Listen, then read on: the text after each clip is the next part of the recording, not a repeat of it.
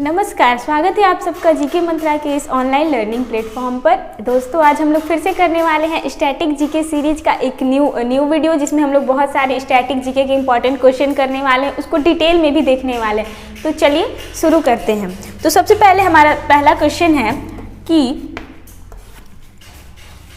Red cross की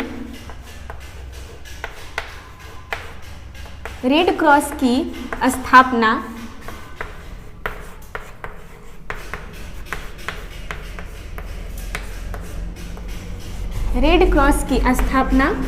कब हुई? रेड क्रॉस की स्थापना कब हुआ? तो सबसे पहले रेड क्रॉस है क्या? तो रेड क्रॉस जो है एक अंतर्राष्ट्रीय संगठन है, जैसे कि हमारे WHO, UNO, उसी प्रकार रेड क्रॉस जो भी है वो भी एक अंतर्राष्ट्रीय संगठन है। इसमें क्या होता है कि रेड क्रॉस की जो सबसे पहले इसका आंसर देख लेते हैं। तो रेड क्रॉस की स्थापना कब हुई थी? तो रेड क्रॉस की जो स्थापना है वह हुई थी 8 मई 1863 को। कब हुई थी? 8 मई 1863 को हेनरी ड्यूनेट द्वारा। किसके द्वारा? हेनरी ड्यूनेट द्वारा। हेनरी ड्यूनेट द्वारा रेड क्रॉस की स्थापना कब हुई? 8 मई 1863 को हेनरी ड्यूनेट द्वारा। रेड क्रॉस है क्या? तो रेड क्रॉस जो है वह एक अंतर्राष्ट्रीय संगठन है। और इसमें मैंने एक क्वेश्चन देखा था एक बार कि रेड क्रॉस का प्रमुख कार्य क्या है। तो उसमें 4 ऑप्शन दिए थे। जैसे पहला ऑप्शन था कि स्वास्थ्य के लिए, या फिर युद्ध में राहत बचाव कार्य के लिए, और उसके बाद कुछ और ऑप्शन थे कि युद्धों में शांति, ये सब बनाने के। तो रेड क्रॉस का जो मुख्य काम है वह युद्ध या फिर आपातकाल में राहत कार्य के लिए, लोगों को राहत पहुंचाने के लिए। जैसे कहीं युद्ध हुआ तो वहाँ के जो नागरिक हैं वह मुसीबत में पड़े हुए हैं, घायल हुए हैं, तो रेड क्रॉस जो है वह रेड क्रॉस जो संस्था है वह अपने आदमियों को भेजेगा ताकि उनकी रक्षा की जा सके। तो रेड क्रॉस की जो मुख्य कार्य क्या है वह युद्ध या आपातकाल में राहत देने के लिए, लोगों को सही स्थानों तक, उनकी जगहों तक, उनके ठिकानों तक पहुंचाना रेड क्रॉस का काम है। युद्ध या फिर आपातकाल की स्थिति होने पर लोगों को राहत कार्य देना, उनको तक भोजन, दवाइयाँ इत्यादि उनकी जरूरत की चीजें पहुंचाना, तो राहत देने के लिए। ठीक है। रेड क्रॉस क्या है? एक अंतर्राष्ट्रीय संगठन है जो युद्ध या फिर आपातकाल के दौरान मनुष्यों को या फिर लोगों को राहत कार्य देने का कार्य करती है। इसकी स्थापना कब हुई? 8 मई 1863 को। और इसकी स्थापना किसने की? हेनरी ड्यूनेट ने। हेनरी ड्यूनेट जिनको कि शांति का पहला नोबेल पुरस्कार भी मिला था। जैसे कि हम जानते हैं नोबेल पुरस्कार 5 क्षेत्रों में मिलता है, साहित्य, शांति, ये सब इन सब क्षेत्रों में। तो इनको शांति के लिए, विज्ञान, चिकित्सा, ये सब क्षेत्रों में, तो इनको शांति के लिए पहला नोबेल पुरस्कार मिला। शांति के क्षेत्र में पहला नोबेल पुरस्कार, शांति के लिए पहला नोबेल पुरस्कार। ठीक है। ये भी एक क्वेश्चन ध्यान में देने लायक है कि शांति के लिए पहला नोबेल पुरस्कार किसे मिला? तो शांति के लिए पहला नोबेल पुरस्कार जो है वह हेनरी ड्यूनेट को मिला था। उसके बाद हम लोग ये भी एक क्वेश्चन है कि विश्व रेड क्रॉस दिवस कब मनाते हैं। तो जैसा कि 8 मई 1863 को रेड क्रॉस की स्थापना हुई है, तो हम लोग 8 मई को विश्व रेड क्रॉस दिवस मनाते हैं। रेड क्रॉस जो है वो युद्ध में शांति के लिए, युद्ध में लोगों को राहत पहुंचाने के लिए काम करता है। तो 8 मई को ही हम लोग विश्व रेड क्रॉस दिवस मनाते हैं। क्या मनाते हैं? विश्व रेड क्रॉस दिवस।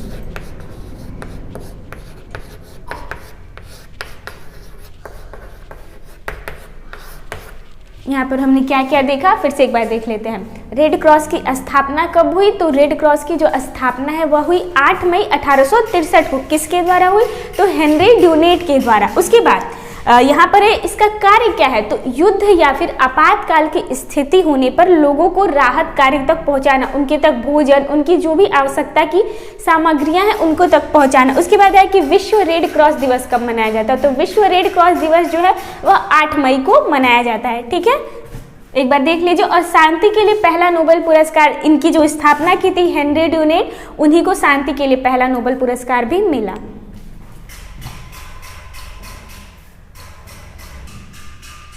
और इसके बाद हम लोग एक और संगठन देख लेते हैं, नासा। नासा का गठन कब हुआ?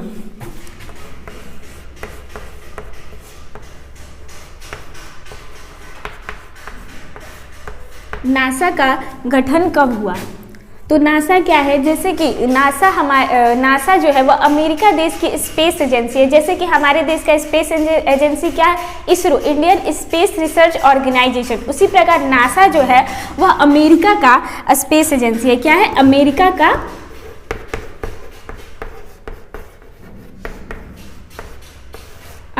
का space agency.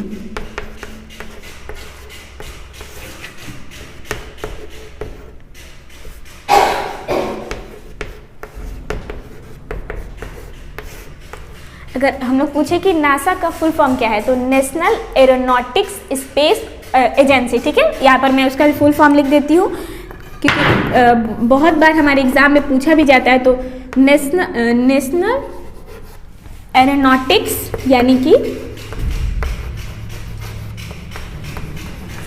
National aeronautics space agency,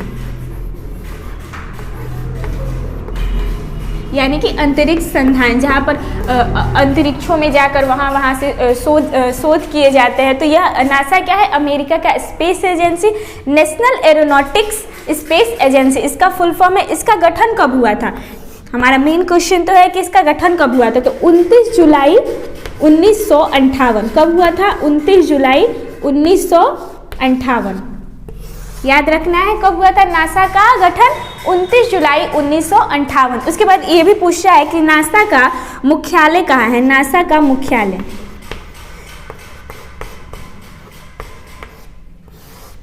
Washington DC.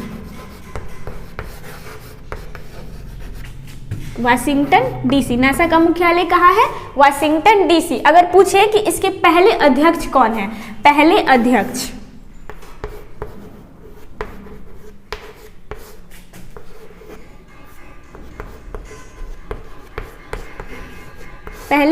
कौन है, तो इसके जो पहले अध्यक्ष हैं वह है डॉक्टर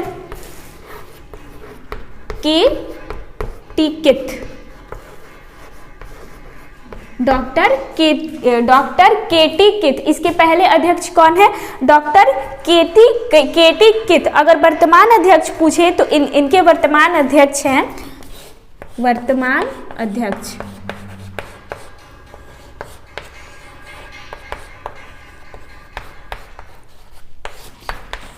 जिम ब्रेंडस्टीन।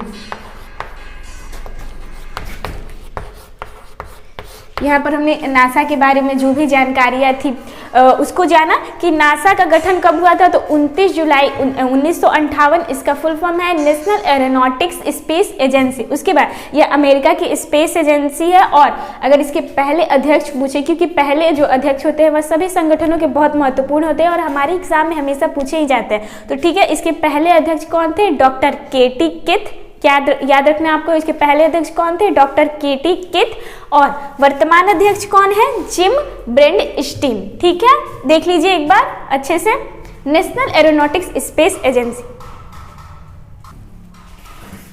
चलिए दोस्तों, अब कुछ हम लोग प्रश्न देख लेते हैं। तो हमारा प्रश्न है कि वितस्ता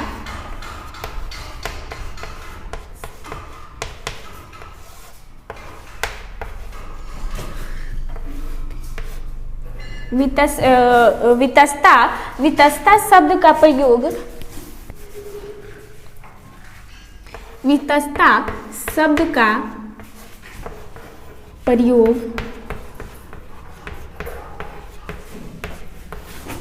ऋग्वेद में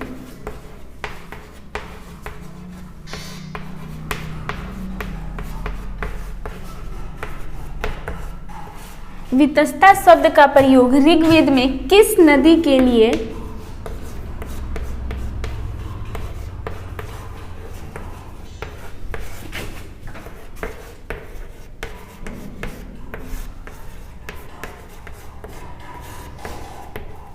हाँ, तो हमारा प्रश्न क्या है कि वितस्ता शब्द का प्रयोग ऋग्वेद में किस नदी के लिए किया गया है। तो सबसे पहले हम लोग जानते हैं कि जो भी हमारी ऋग्वेद में नदियाँ थी उनकी अभी जो हमारी वर्तमान में नदियाँ उनका प्राचीन नामों में ऋग्वेद में प्राचीन में कुछ अलग अलग डिफरेंट नाम थे। उसी प्रकार वितस्ता शब्द का प्रयोग ऋग्वेद में किस नदी के लिए किया गया है। तो वितस्ता शब्द का जो प्रयोग है वह ऋग्वेद में झेलम नदी, झेलम जो हम लोग अभी हमारा वर्तमान झेलम नदी है उसको हम लोग ऋग्वेद में किस नदी के नाम से जानते थे, तो वितस्ता नदी। ये एग्जाम में ऐसे पूछा जाता है कि झेलम नदी का प्राचीन नाम क्या था, तो वहाँ पे ऑप्शन दे देगा वितस्ता, अस्कनी, पुरुषनी या फिर सतलज ऐसे करके। तो झेलम नदी का प्राचीन नाम क्या था, वितस्ता। ठीक है, झेलम का वितस्ता। उसके बाद देख लेते हैं रावी नदी का प्राचीन नाम क्या था। तो रावी नदी का प्राचीन नाम क्या था, पुरुषनी। रावी नदी का प्राचीन नाम क्या था, पुरुषनी। उसके बाद चिनाब, चिनाब का प्राचीन नाम था अस्कनी।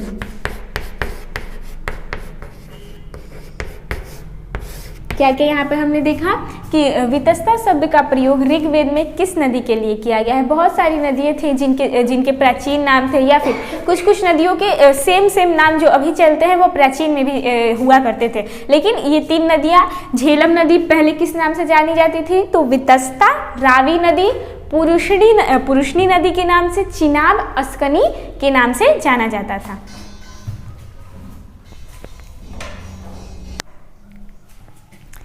चलिए दोस्तों, इसके बाद हमारा प्रश्न है कि देवनामित्र की उपाधि से किसे विभूषित किया गया था। हमने अभी पीछे कुछ संगठन भी देखे, उसके बाद कुछ और प्रश्न भी देखे। तो अभी हमारा ये प्रश्न है कि देवनामित्र की उपाधि से किसे संबोधित किया गया था। तो देवनामित्र की उपाधि से हम लोग अशोक को संबोधित करते हैं, सम्राट अशोक, जो कि मौर्य राजवंश के एक प्रतापी राजा थे, जिन्हें हम लोग देवनामित्र की उपाधि से भी संबोधित करते थे।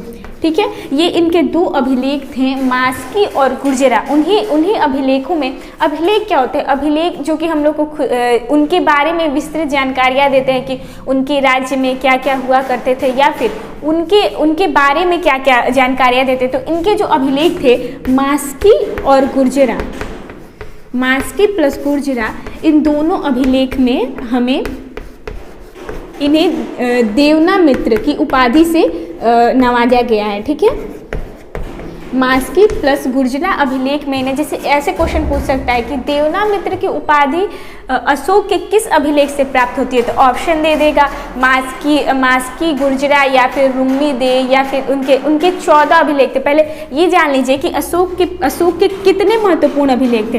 तो अशोक के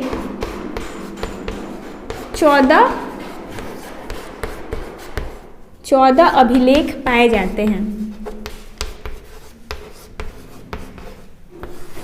14 अभिलेख पाए जाते हैं। अभिलेखों से हमें जो भी उस समय के राजा थे उनके बारे में जानकारियाँ मिलती है। जैसे कि अशोक के 7वें अभिलेख से हमें उनके यात्रा वृत्तांत के बारे में जानकारी मिलती है कि वो कहाँ कहाँ गए थे।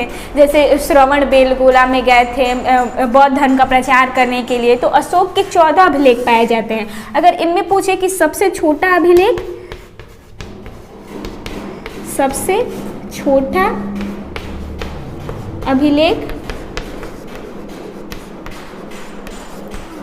छोटा अभिलेख कौन सा था। तो सबसे छोटा अभिलेख था रुम्मीदेई अभिलेख। रुम्मीदेई अभिलेख। अभिलेखों में उनके बारे में जानकारियाँ मिलती है। ठीक है, उसके बाद पूछ ले कि सबसे बड़ा अभिलेख कौन सा था। तो 7वां अभिलेख। 7वें अभिलेख से हमें उन अशोक की यात्रा वृत्तांत के बारे में जानकारी मिलती है कि वे कहाँ कहाँ गए थे। तो सबसे बड़ा अभिलेख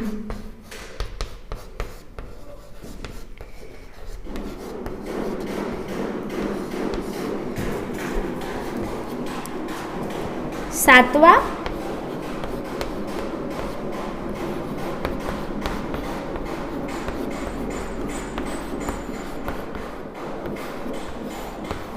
सातवां अभिलेख। क्या क्या यहाँ पे हमने देखा, देवनामित्र की उपाधि से किस राजा को हम लोग विभूषित करते हैं, तो सम्राट अशोक को हम लोग देवनामित्र की उपाधि से अभिलेखित करते हैं। ये कहाँ पर मिला है, तो मास्की और गुर्जरा अभिलेख में ही इसका वर्णन किया गया है देवनामित्र शब्द का। उसके बाद अशोक के कितने अभिलेख पाए जाते हैं, तो अशोक के 14 अभिलेख पाए जाते हैं। कितने अभिलेख पाए जाते हैं, 14 अभिलेख। उसके बाद अगर पूछे कि सबसे छोटा अभिलेख कौन है, तो रुम्मीदेई अभिलेख, और सबसे बड़ा अभिलेख है सातवां अभिलेख। सबसे पहले अगर पूछे कि अभिलेखों को पढ़ा किसने था, तो अशोक के अभिलेखों को सबसे पहले अशोक के अभिलेखों को जेम्स प्रिंसेप ने पढ़ा था। अशोक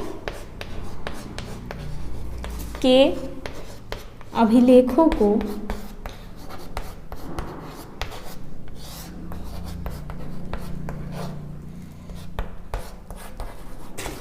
जेम्स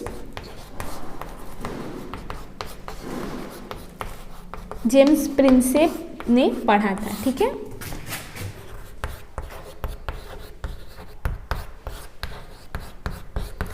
क्या क्या देखा यहाँ पर कि देवनामित्र की उपाधि अशोक से संबंधित है। इनके 14 अभिलेख थे। सबसे छोटा अभिलेख रुम्मीदेई, और सबसे बड़ा अभिलेख कौन सा था, सातवां अभिलेख। और अशोक के अभिलेखों को किसने पढ़ा है, तो जेम्स प्रिंसेप ने।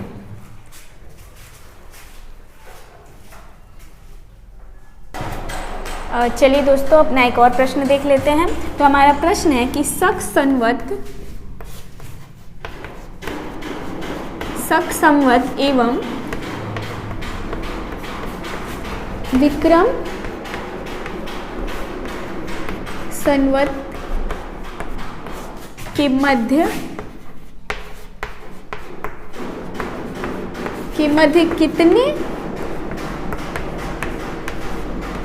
कितने वर्षों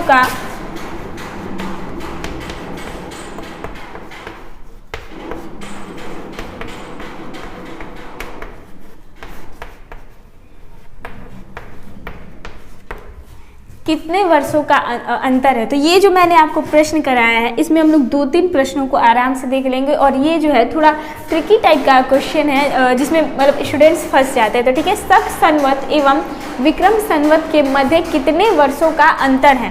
ठीक है, तो पहले देखते हैं कि शक संवत और विक्रम संवत।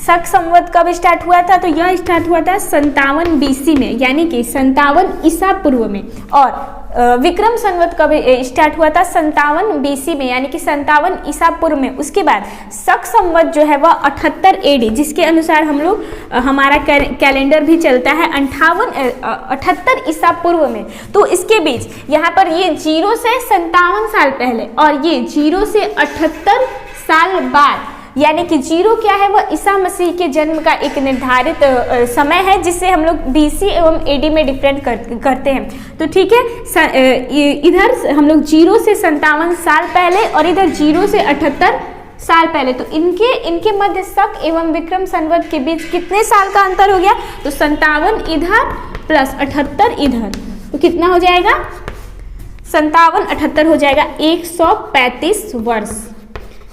कितना हो जाएगा, 135 वर्ष का अंतर है।